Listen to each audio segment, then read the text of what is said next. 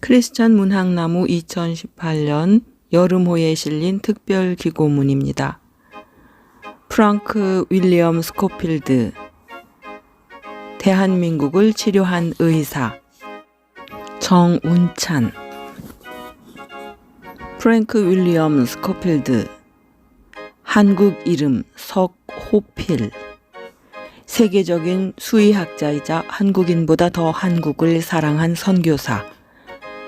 대한민국의 독립과 발전을 위해 그리고 약자들의 벗으로 평생을 헌신하다 지금은 국립묘지에 그 청빈한 삶이 잠들어 있다. 스코필드에게 한국이 운명이었다면 한국과 나에게 그는 축복이었다. 스코필드 박사는 3.1운동을 주도한 민족대표 33인에 더하여 제34인으로 불리는 영국 태생의 캐나다인이다. 1916년 세브란스 의전 교수로 처음 이 땅에 발을 디딘 그는 선교와 강의를 통해 사랑과 나눔을 설파하고 우리나라의 독립과 발전에 헌신했다. 3.1 만세운동과 경기도 제암리 수촌리에서 자행된 일제 만행을 사진으로 기록해 전 세계에 알리다 일제에 의해 반강제로 추방되었다. 1958년 다시 돌아와서는 독재와 부정부패를 비판하며 한국의 발전을 기원했다. 이렇듯 그의 한국에 대한 애정은 지극했고 죽음을 맞이할 때까지 한결같았다. 스코필드 박사를 만난 건 1960년 4월 내 나이 13살 때였다. 그로부터 정확히 10년 뒤인 1970년 4월 그는 세상을 떠났다. 내 나이 23살 때였다. 사춘기와 청년기를 관통하던 그 10년 동안 나는 스코필드 박사의 인도를 받으며 삶에서 배워야 할 것의 대부분을 배웠다. 우리의 인연은 내 중학교 시절 시작됐다. 당시 우리 집은 끼니를 걱정할 정도로 형편이 좋지 않았다.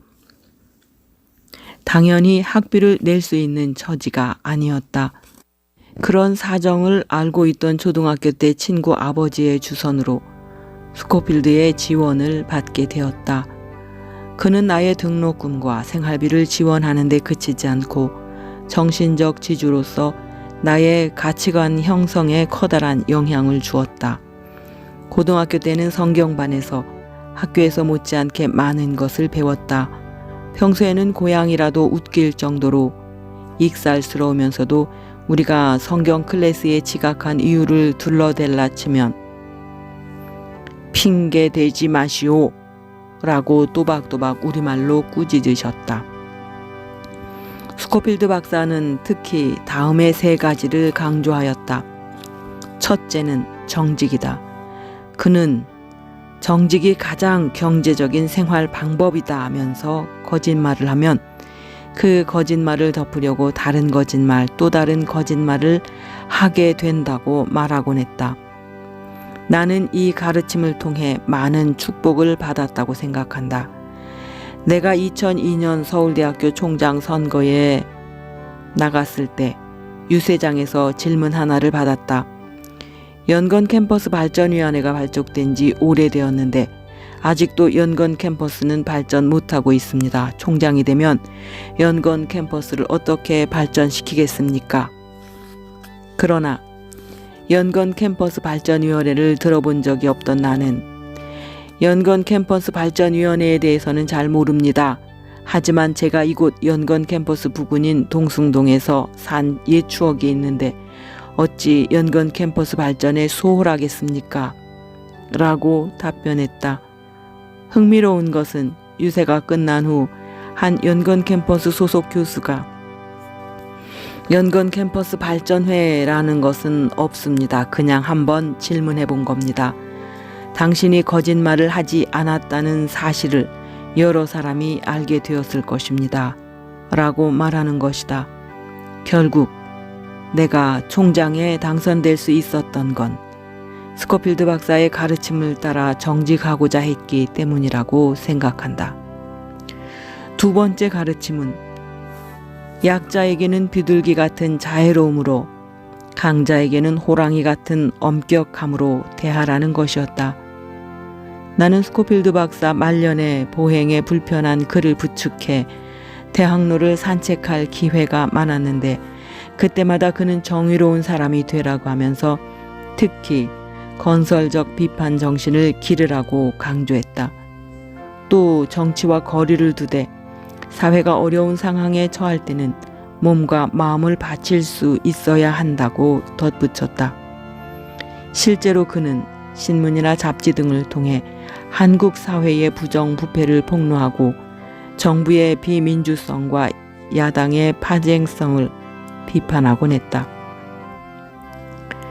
애국자로 존경하면서도 이사보안법 파동을 묵인한 이승만, 온화하면서도 나라를 제대로 유지하지 못한 장면, 경제건설 의지를 갖고 있으면서도 가난한 자와 약한 자를 제대로 돌보지 못한 박정희를 신랄하게 비판했다.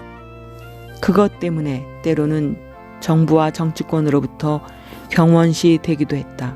하지만 그의 한국 비판은 모두 한국에 대한 크나큰 사랑에서 나왔음을 나는 지금도 전혀 의심치 않는다.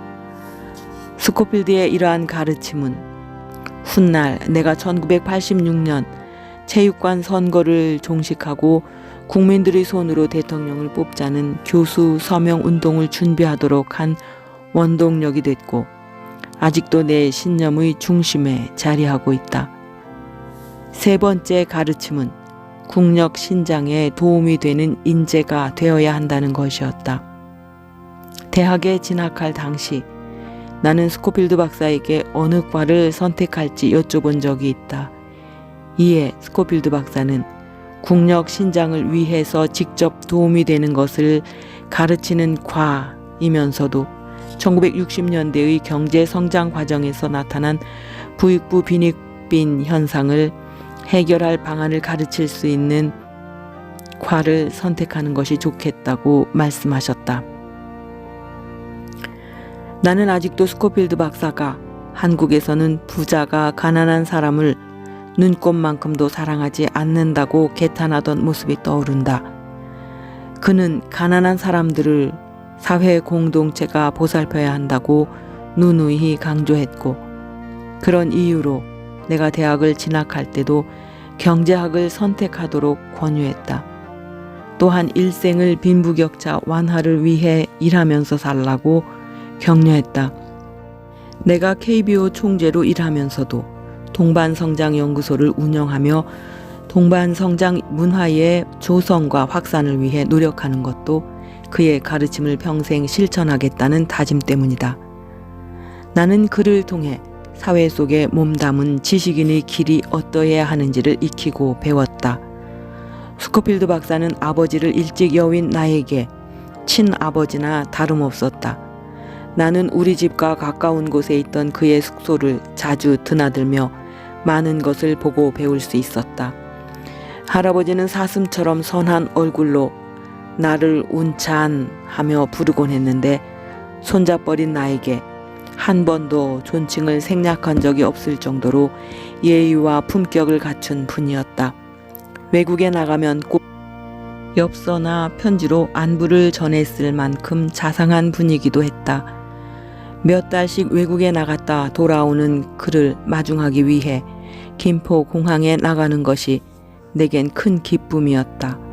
돌이켜보면 백발이 성성한 70대 할아버지와 철없는 13살 배기 꼬마의 만남이었거늘 그는 나를 한결같이 성숙한 인격체로 대했다. 1970년 4월 12일 오후 스코필드 박사는 국립의료원에서 운명했다. 임종 며칠 전에도 말없이 내 손을 잡아주던 모습이 아직도 선하다. 그는 끝까지 어려운 이웃들과 함께하고자 했다. 마지막 책 한 권, 구두 한 켤레까지 주위 사람들에게 나눠주었고 얼마 되지는 않았지만 재산을 모두 보육원과 YMCA에 헌납하고 빈 몸으로 국립묘지에 안장됐다. 그를 만난 것은 내 생의 축복이자 행운이었다. 인생의 고비마다 스코필드 할아버지를 생각하며 나를 채찍질한다. 양지바른 서울 동작구 애국지사 묘역에 잠든 할아버지는 오늘도 그 자애로운 미소로 내게 말을 건네시는 듯하다. 더 부지런하게, 더 정직하게, 더 정의롭게 사랑하며 살라고.